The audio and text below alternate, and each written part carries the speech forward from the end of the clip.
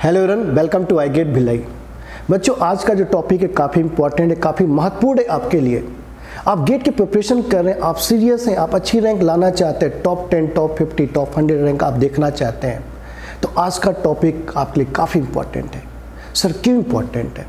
देखिए, आपका जो प्रिपरेशन है आप दो पार्ट में उसको डिवाइड कर सकते हैं। एक तो जो आप स्टडी कर रहे हैं, जो आप प्रीवियस के क्वेश्चन सॉल्व कर रहे हैं, जो आप बुकलेट प्रैक्टिस कर रहे हैं, एक प्रिपरेशन वो हो गई। और दूसरी प्रिपरेशन आपकी टोटली सेपरेट, जो आप टेस्ट दे रहे हैं।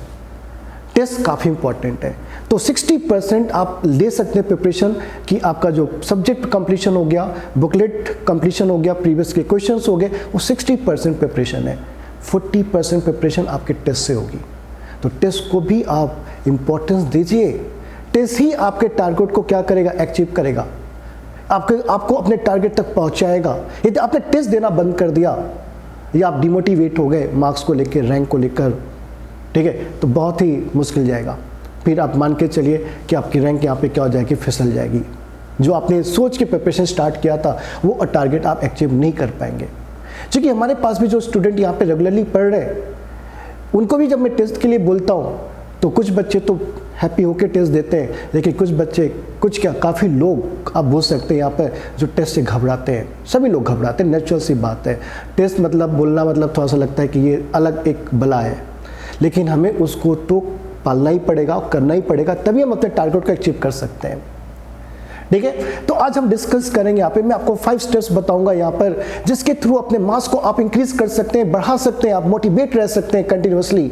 यदि उस 5 मार्क्स को आप फॉलो कर 5 स्टेप्स को आप फॉलो करते गए, ठीक है, तो आपको कभी भी कोई प्रॉब्लम नहीं आएगी, आप हैप्पी होकर हमेशा टेस्ट लिखते रहेंगे। तो बच्चों, आज का जो टॉपिक है यहाँ पर, जो टेस्ट सीरीज का टॉपिक है, यहाँ पे मैं 5 स्टेप आपको बताऊंगा जिसके थ्रू आपके मार्क्स आपको इंक्रीज होते हुए दिखेंगे। यहाँ पर वो 5 स्टेप्स क्या है उसको ध्यान से सुनिए आप लोग। सबसे पहला स्टेप है, जब भी आप टेस्ट दे रहे हैं तो आपको अपने ऊपर कंट्रोल होना चाहिए।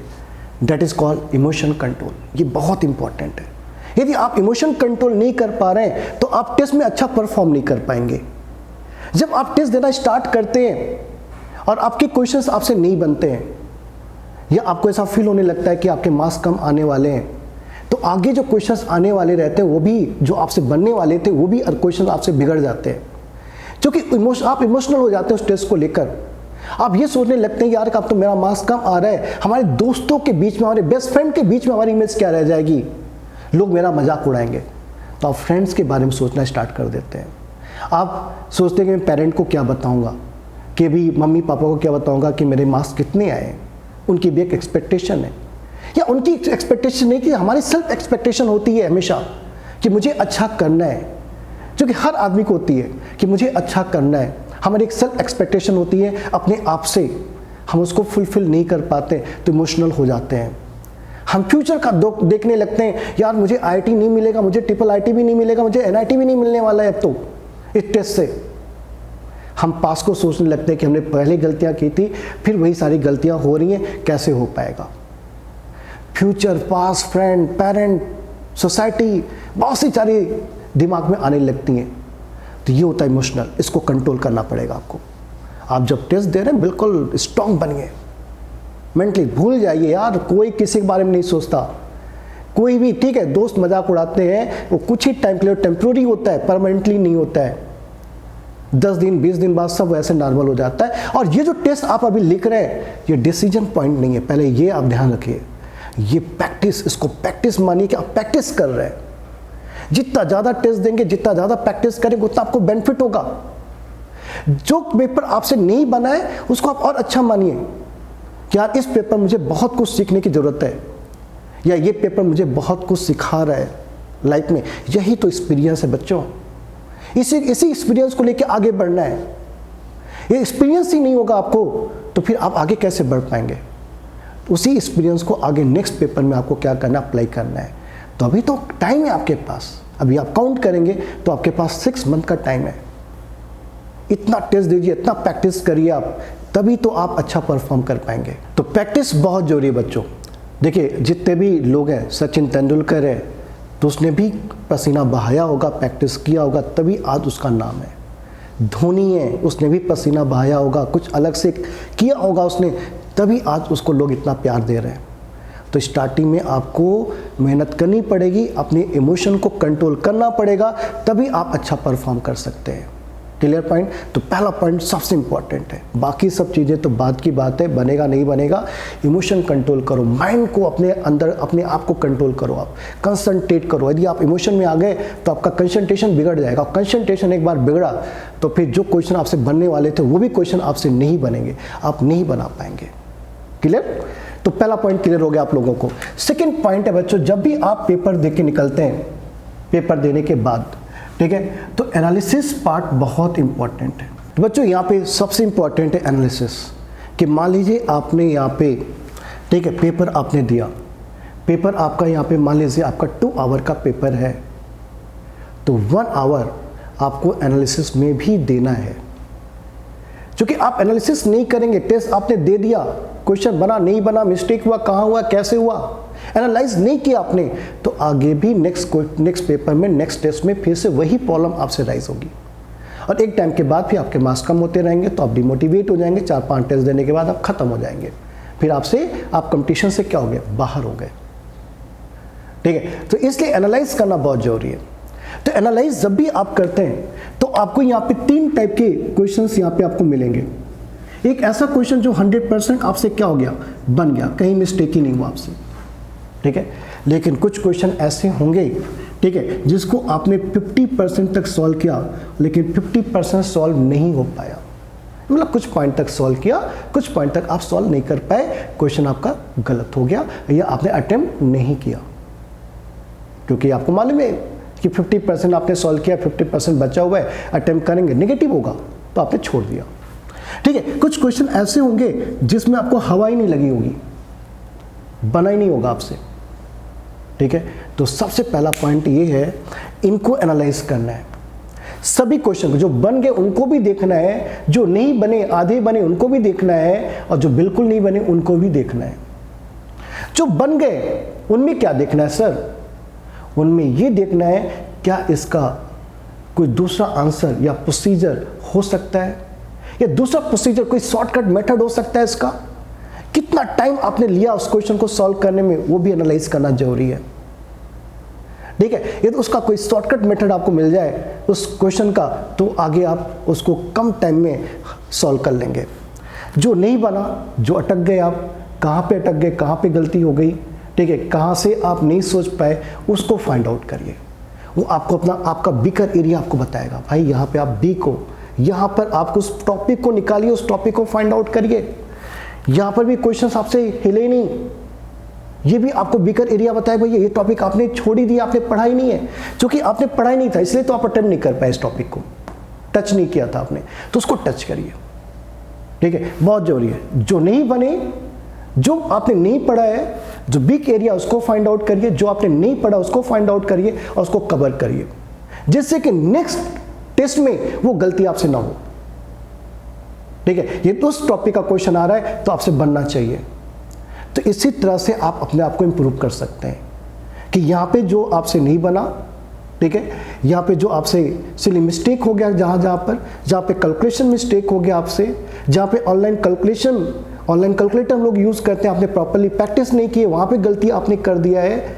जितने भी टाइप के यहाँ पर मिस्टेक होती है उन सबको फाइंड आउट करिए और नोट भी कर लीजिए आप। इवन आप एक डेटाबेस भी क्रिएट कर लीजिए कि कौन सा टेस्ट आपने कहाँ से टेस्ट लिया है।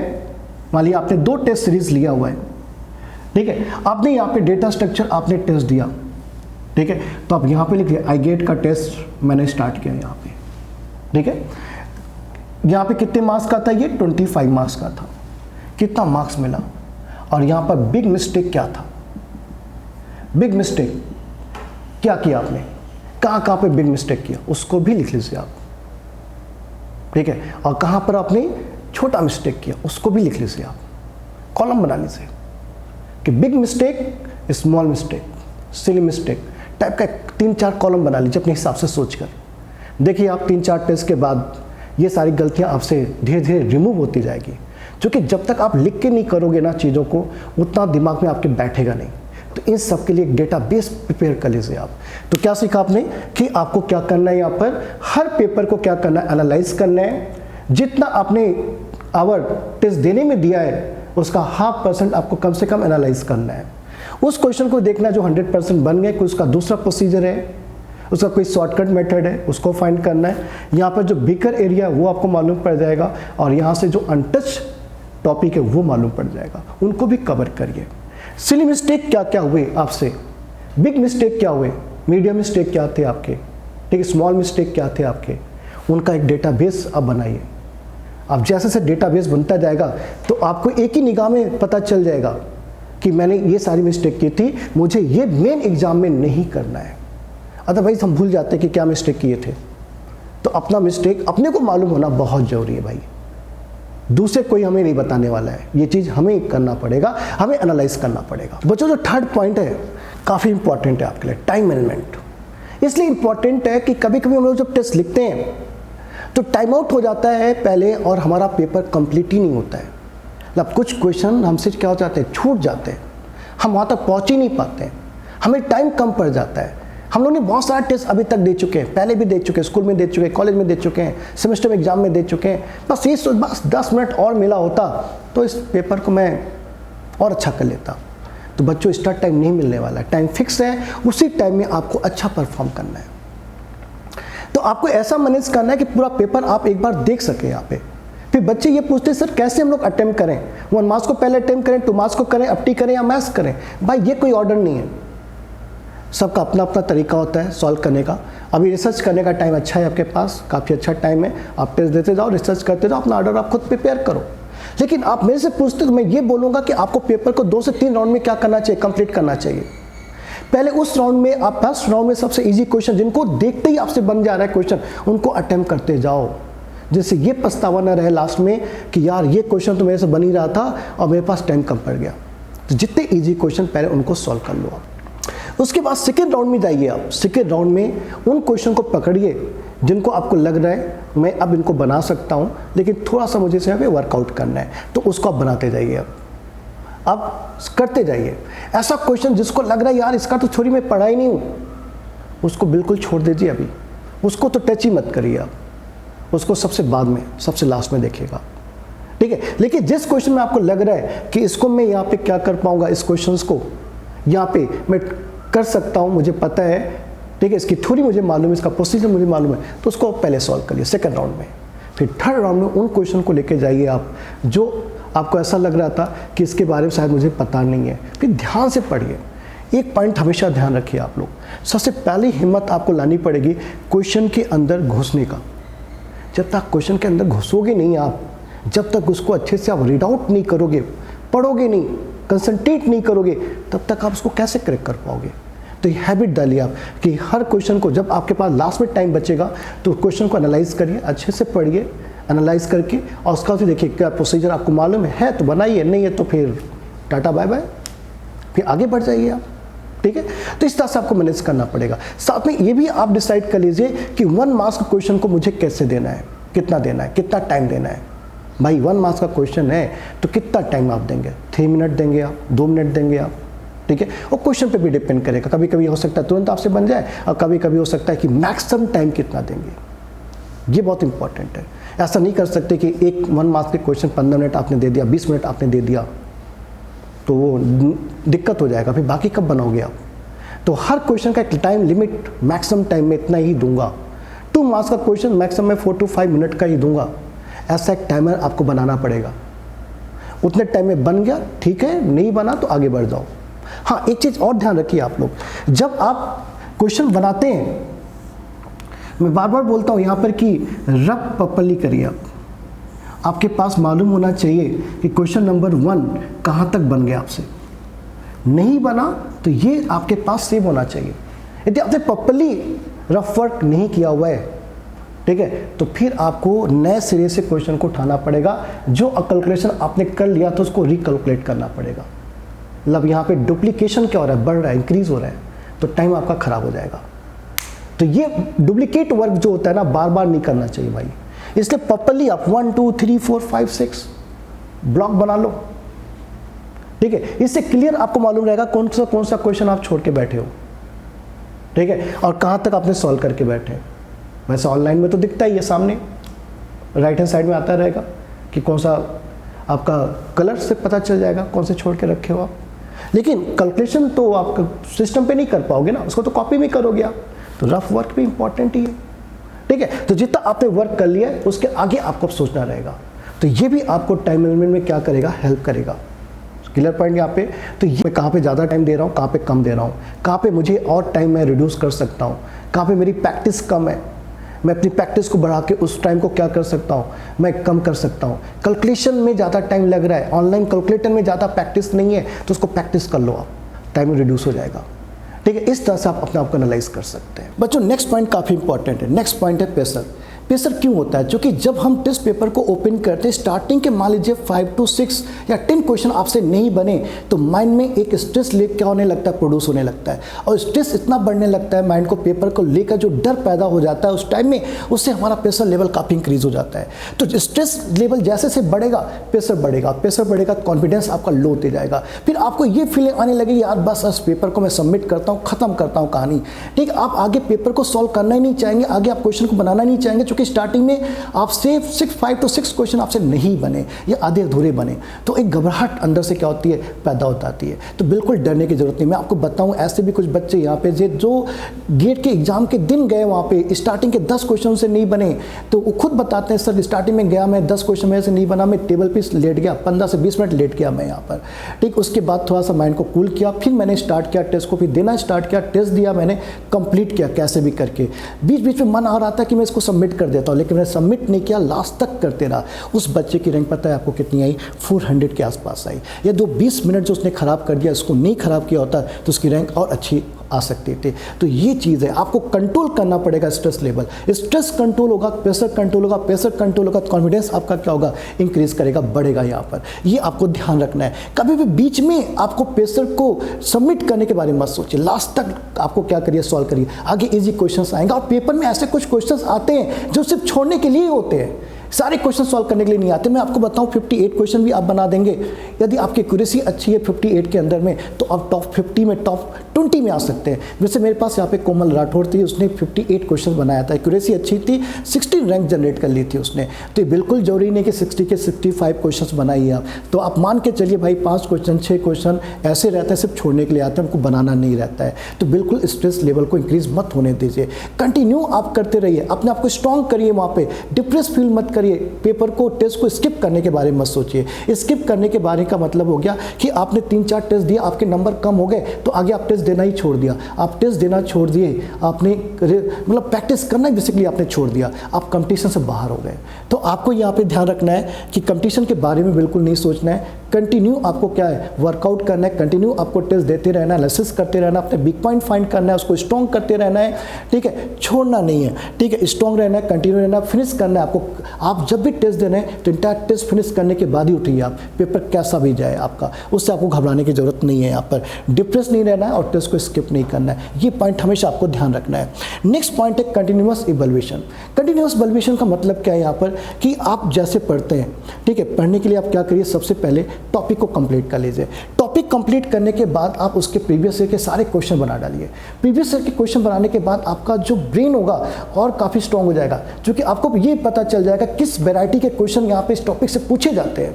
काफ़ी इंपॉर्टेंट है ये, तो इसको आप कंप्लीट करिए यहाँ पे, तो आपको वेराइटीज पता चल जाएगी, इस टाइप के क्वेश्चंस यहाँ पे क्या होते हैं, यहाँ पे पूछे जाते हैं। नेक्स्ट आपके पास कोई बुकलेट है, उस प्रैक्टिस बुकलेट है, तो उसको आप क्या कर लीजिए, कंप्लीट कर लीजिए। देन टेस्ट दीजिए, आप टॉपिक टेस्ट दीजिए। आप टॉपिक टेस्ट कंप्लीट हो जाए तो सभी टॉपिक्स कंप्लीट हो गए आपके सब्जेक्ट के, तो उसके बाद आप सब्जेक्ट टेस्ट पे जाइए, लेकिन सारे टॉपिक कंप्लीट करने के बाद, ठीक है, कम से कम आपको क्या करना है, 2 सब्जेक्ट टेस्ट देना है, तभी आप अपने टेस्ट को क्या करिए, यहाँ पे कंप्लीट मानिए। इस तरह से आपको अपने आपको क्या करना है, वेट करना है। मैंने टॉपिक कंप्लीट किया, मैंने प्रीवियस के क्वेश्चन सॉल्व किया, मैंने बुकलेट प्रैक्टिस किया, मैंने टॉपिक टेस्ट दिया, फिर मैंने लास्ट में जाके सारे टॉपिक कवर होने के बाद सब्जेक्ट टेस्ट दिया। क्योंकि मैं ऐसे भी बच्चों को यहाँ पे देखता हूँ, बोलते हैं कि सर मेरा डिजिटल खत्म हो गया, सर मेरा सी खत्म हो गया, सर मेरा डेटा स्ट्रक्चर खत्म हो गया। जब मैं उनसे पूछता हूँ प्रीवियस के क्वेश्चन सॉल्व किए, नहीं सर वही तो बचा हुआ है, सब्जेक्ट खत्म हो गया है। भाई ये जो आपने बोला ना अभी, ये आपने सिर्फ 30% कंप्लीट किया है, सिर्फ 30% आपने कंप्लीट किया है,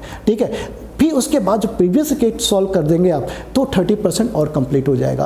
फिर आपने बुकलेट वगैरह सॉल्व कर लिया, इधर उधर के क्वेश्चन 10% और आपका कवर हो गया। उसके बाद पूरी प्रिपरेशन टेस्ट से होती है, तो इसलिए टेस्ट को कभी अवॉइड नहीं करना चाहिए। टेस्ट ही है जो आपको टारगेट तक पहुंचाएगा, आपके डेस्टिनेशन तक आपको पहुंचाएगा। ज़्यादा से ज़्यादा टेस्ट दो, नहीं बन रहा और टेस्ट दो आप, ठीक है, धीरे धीरे बनेगा। एनालिसिस लेकिन करते रहो, टेस्ट को छोड़ो मत। छोड़ दिया, टेस्ट छोड़ दिया तो खत्म कहानी, फिर उसके बाद आप कंपटीशन से बाहर हो जाएंगे। तो इस तरह से कंटिन्यूस अपने आप को बलविशन करते रहना है। अपना खुद का प्लान बनाइए, कभी भी आप अपने आप को डिप्रेस फील मत करिए। हर आदमी का देखो, हर आदमी की क्वालिटी, हर आदमी की वीकनेस, हर आदमी का नज़रिया अलग अलग होता है। तो आप खुद अपनी कमी को पहचानिए, उसके अकॉर्डिंग अपना खुद का प्लान बनाइए कि मुझे कैसे पढ़ना है। जैसे देखिए आप, सचिन अलग होता और धोनी अलग है। धोनी सचिन नहीं हो सकता, सचिन धोनी नहीं हो सकता है। दोनों जो चीज़, जो प्रॉपर्टी सोनी के अंदर में, सचिन के अंदर में, वो धोनी के अंदर में, जो धोनी के अंदर सचिन के अंदर में नहीं है। इसलिए सब लोग अलग हैं, आप बिल्कुल डिफरेंट हैं। अपनी अकॉर्डिंग आप क्या करिए, अपना प्लान बनाइए। अपने अकॉर्डिंग आप क्या करिए, अपना यहाँ पर गेट का जो प्रिपरेशन प्लान है उसको क्रिएट करिए आप, और उसके अकॉर्डिंग अपने आप को पेपर आउट को सेल्फ मोटिवेट रहना बहुत जरूरी है। हमेशा कोई बार बार आपको मोटिवेट नहीं करेगा। आपको अपना ब्रेन स्ट्रॉन्ग करना पड़ेगा, इमोशनल आपको कंट्रोल करना पड़ेगा। जितना ज़्यादा इमोशन आप कंट्रोल कर लेंगे उतना ज़्यादा आपका माइंड स्ट्रॉन्ग होता जाएगा। और मानना है, नंबर कुछ भी आए, कोई भी मार्क्स आए, पॉजिटिव में नेगेटिव में आए, डरिए मत, लगे रहिए, बिग पॉइंट फाइंड करिए और लास्ट तक लगे रहिए। जब 2-3 महीने आप इस तरह से बिताएंगे और कंटिन्यूस आप एनालिसिस करते रहेंगे, कंटिन्यूस वर्कआउट करते रहेंगे, तो एक टाइम के बाद आपको लगेगा कि यार अच्छा क्या मैं लगे रहा, ठीक है। लगे रहने से आपको आगे जाके लास्ट में जब आप पहुंचेंगे, जब गेट को 1 या 2 महीने बचेगा, तब आपको अपने अंदर इंप्रूवमेंट दिखेगी और वो इंप्रूवमेंट आपको कॉन्फिडेंस देगी। और एक बार कॉन्फिडेंस आ गया तो फिर आपको कोई आपके टारगेट तक पहुँचने से रोक नहीं सकता है। तो ये पॉइंट हमेशा आपको ध्यान रखना पड़ेगा। आपको यहाँ पे क्या नहीं करना है, गिव अप नहीं करना है। बीच में गिव अप किए, कहानी खत्म। गिव अप नहीं करना है, माइंड में दिमाग में सेट करिए, गिव अप नहीं करना है, लास्ट तक लगे रहना है, कंटिन्यू लगे रहना है। तो कंटिन्यू लगे रहेंगे तो आपको अपने टारगेट में पहुंचने से कोई नहीं रोक सकता है और कंटिन्यू करना पड़ेगा आपको। ऑल द बेस्ट, लगे रहिए आप।